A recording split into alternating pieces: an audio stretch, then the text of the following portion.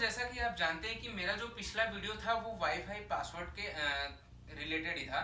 और आज की इस वीडियो में मैं आपके लिए लेकर आया हूँ एक एडवांस तरीके का जो रजिस्ट्रेशन फॉर्म होता है या कोई भी फॉर्म आप बोले तो वो कैसे अट्रैक्टिव वे में कैसे बनाते हैं। तो चलिए चलते हैं वीडियो की तरफ।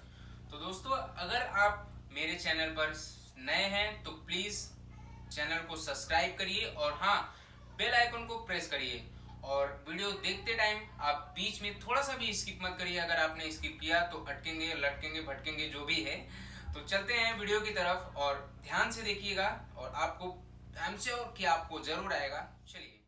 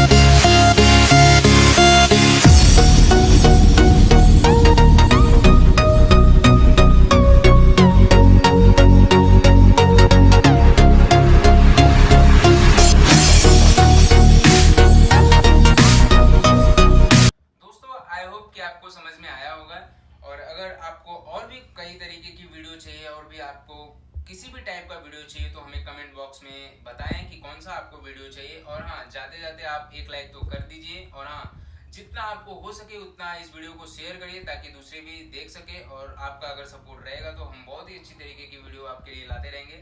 तो चलिए गाइस, आप सब्सक्राइब कर देना।